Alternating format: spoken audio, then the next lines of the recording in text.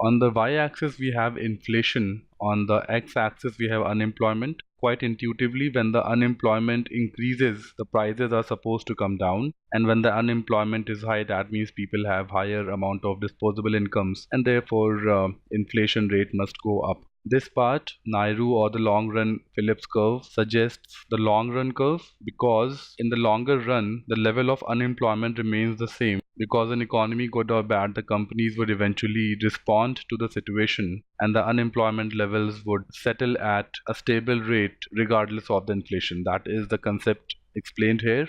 So now let's look at the questions here. I'm at the explanations slide, so I don't have all the answer choices here. However, let's explain how this option makes sense. From point A to point B, what is causing prices to increase further?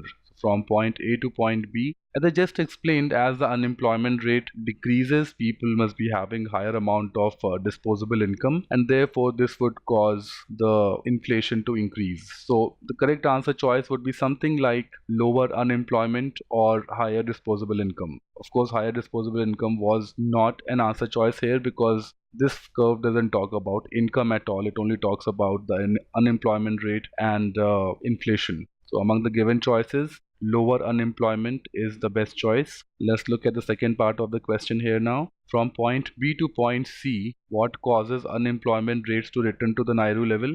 Point B to point C, from here to here.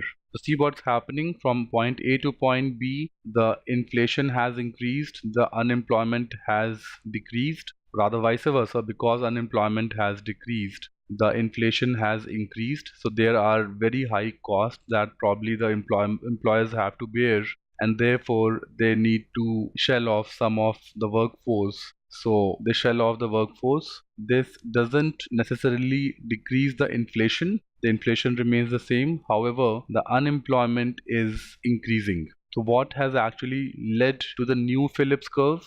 This is, see, the unemployment is increasing here, although the inflation is not changing. So this is probably because the rates have increased, companies have to pay greater salaries and all, greater costs overall, and therefore they need to decrease the workforce, which increases the unemployment, although the inflation doesn't change. And that is why it comes to this point, which is on the long run Phillips curve. So let's look at the answer choice, higher cost. So yes, because of higher inflation, the costs increase and therefore some employees are left out, and eventually therefore point B shifts to point C, and therefore higher cost is a logical answer choice here.